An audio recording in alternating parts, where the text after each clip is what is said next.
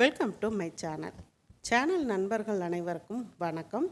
எல்லாருக்கும் பிடிச்ச சூப்பரான டேஸ்டான ஹோட்டலில் இருக்கிற மாதிரியே தயிர் வடை தான் இன்றைக்கி செய்ய போகிறோம். நான் ஒரு 150 கிராம் வெள்ளை உருட்டு உளுந்து எடுத்து ஊற வச்சுருக்கேன். ஒரு 4 மணி நேரம் நல்லா ஊறிடுச்சுங்க. அப்படி ஊறினா தான் உங்களுக்கு நல்லா மிக்ஸி ஜாரில் அரைச்சி வரும்போது நல்லா ஒவ்வொருவையாக கிரைண்டரில் அரைச்ச மாதிரி மாவு நல்லா பொங்கி வரும். 2 தடவையாக உளுந்து நான் சேர்த்து அரைச்சிக்கிறேன். கொஞ்சமாக தண்ணி சேர்த்துட்டு, அதாவது உளுந்து ஊற வச்சோம் இல்லையா, அந்த தண்ணியவே கொஞ்சமாக சேர்த்துட்டு இந்த மாதிரி அரைச்சிக்கோங்க. நான் எடுத்து பாத்திரத்தில் மாற்றும் போது பக்குவத்தை பாருங்கள் எப்படி இருக்குதுன்னு. அளவுக்கு அதிகமாக தண்ணி சேர்த்துட்டிங்க அப்படின்னா ரொம்ப தண்ணி ஆகிடும். அந்த மாதிரி தண்ணி சேர்த்துறாதீங்க. உங்களுக்கு உளுந்து நல்லா ஊறிடுச்சு அப்படின்னா நீங்கள் கொஞ்சம் தண்ணி சேர்த்து அரைச்சாலே போதும். நல்லா மிக்ஸி ஜாரில் அரைஞ்சி மாவு கிரைண்டரில் அரைச்ச மாதிரி நல்லா பொங்கி வரும். நீங்கள் உளுந்து ஊறாமல் ஒரு அரை மணி நேரம் 1 மணி நேரம் மட்டும் ஊற வச்சுட்டு அரைச்சிங்கன்னா உங்களுக்கு இந்த பக்குவம் கிடைக்காதுங்க. நீங்கள் இந்த டிப்ஸை ஃபாலோ பண்ணிக்கோங்க. கொஞ்சமாக தண்ணி சேர்த்துட்டு 2வது மிக்ஸி ஜாரில் சேர்த்த உளுந்தையும் நல்லா அரைச்சாச்சு. இந்த மாதிரி நல்லா ஒவ்வொருயாக நம்ம அரைச்சிட்டோம் அப்படின்னா தான் நமக்கு மொறுன்னு வடை இருக்கும். நம்ம சாம்பார் வச்சுருந்தோம் அப்படின்னா சாம்பாரில் கூட ஊற வச்சு சாப்பிட்டுக்கலாம், சூப்பராக இருக்கும். இல்லை தயிர் சாதத்துக்கு பக்கத்தில் நல்லா மொறுன்னு உளுந்து வடை சாப்பிட்லாங்க. இப்போ 2 தடவையாக மிக்ஸி ஜாரில் அரைச்ச உளுந்து நம்ம பாத்திரத்தில் சேர்த்தாச்சு. நல்லா ஒரு 3 பச்சை மிளகா பொடியாக நறுக்கி சேர்த்துருக்கேன், கருவேப்பிலை பொடியாக நறுக்கி சேர்த்துருக்கேன், மல்லி இலை பொடியாக நறுக்கி சேர்த்துருக்கேன். 1 இன்ச் அளவுக்கு இஞ்சியை தோல் சீவிட்டு பொடியாக கட் பண்ணி சேர்த்தாச்சுங்க மாவில்.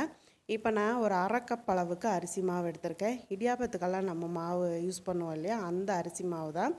அதாவது ஸ்பூன் கணக்கில் உங்களுக்கு சொல்லணும் அப்படின்னா 4 ஸ்பூன் அளவுக்கு பச்சரிசி மாவு சேர்த்துருக்குறேங்க.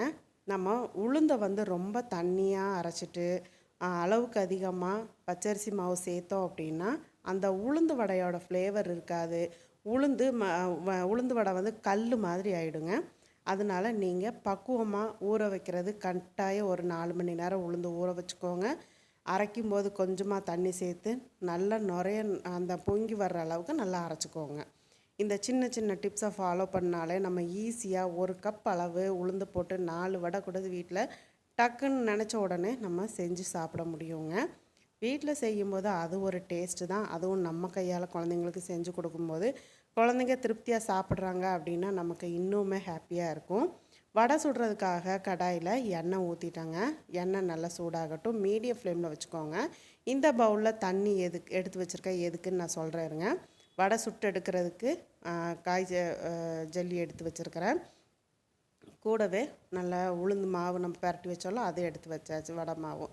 இப்போ இந்த தண்ணி பவுலில் தொட்டு கையில் இந்த மாதிரி தண்ணி தேய்ச்சிட்டோம் அப்படின்னா வடை உங்களுக்கு கையில் ஒட்டாமல் வரும். சப்போஸ் உங்களுக்கு எண்ணெயில் போடும்போது தெரிக்கும் அப்படின்னு நீங்கள் பயந்தீங்க அப்படின்னா கையில் நீங்கள் ஆயில் அப்ளை பண்ணிக்கோங்க. பண்ணிவிட்டு ஒரு உருண்டை இப்படி எடுத்து கையில் வச்சு இந்த மாதிரி ப்ரெஸ் பண்ணி சூப்பராக இந்த மாதிரி பொரித்து எடுத்தீங்க அப்படின்னா நல்லா மொறுன்னு வருங்க.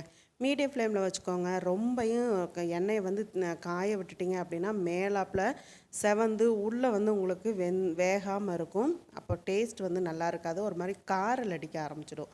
அதனால் மீடியம் ஃப்ளேமில் வச்சுட்டு நம்ம அப்பளம்லாம் பொரிப்போம் இல்லையா, அந்த ஹீட்டுக்கு வச்சுக்கோங்க. ஆனால் தீயை குறைச்சி கூட்டுறது வேண்டாங்க, ஒரே மீடியமில் வச்சுக்கோங்க.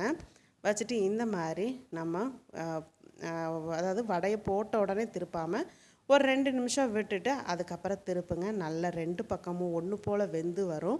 மீடியம் ஃப்ளேமில் வைக்கும்போது உங்களுக்கு நல்லா உள்ள வரைக்கும் டீப்பாக வெந்து நல்லா செவந்து வருங்க. மேலே நல்லா கிறிஸ்பியாக இருக்கும். வடை பாருங்கள் நல்லா செவந்து வெந்து வந்துருச்சு. இதே மாதிரி எல்லா வடையும் நம்ம சுட்டு எடுத்துக்கலாங்க. நீங்கள் இதுவே இப்படியே நீங்கள் சாப்பாட்டுக்கு வச்சு சாப்பிட்றன்னா கூட சாப்பிட்லாம். ரொம்ப சூப்பராக இருக்கும், மொறுன்னு டேஸ்ட்டாகவும் இருக்கும். அதே சமயத்தில் இதில் நம்ம அரிசி மாவு கம்மியாக சேர்த்துருக்கிறதுனால அந்த உளுந்தோட ஃப்ளேவரோட வடை ரொம்ப சூப்பராக இருக்கும், டேஸ்ட்டாக இருக்குங்க.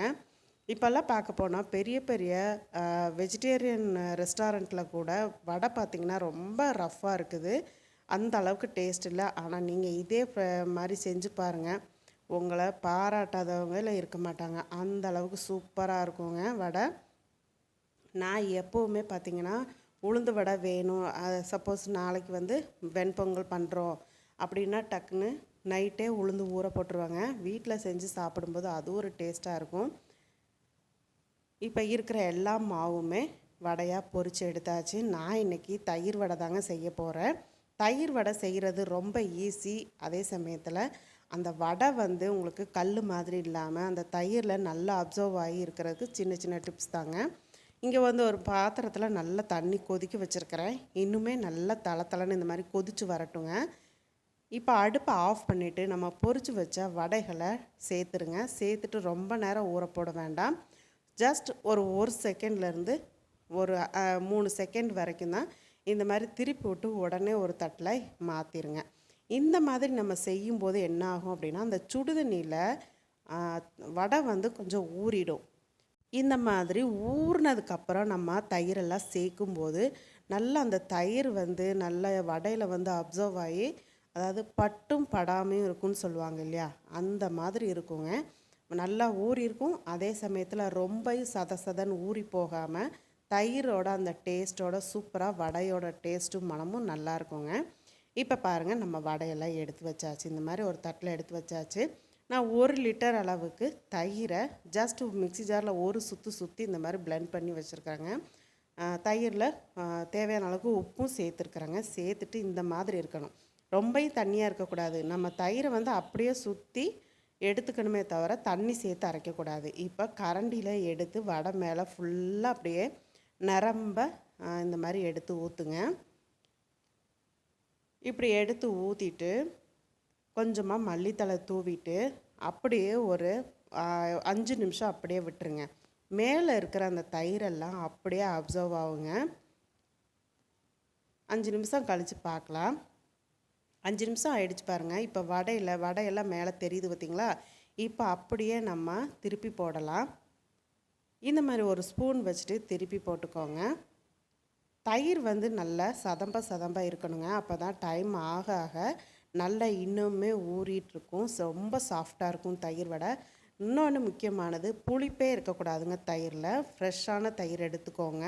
இந்த மாதிரி ஃபோக் வந்து எல்லார் வீட்லேயும் இருக்கும். லைட்டாக அப்படி ஒரு ஹோல்ஸ் மாதிரி இப்படி போட்டுக்கோங்க.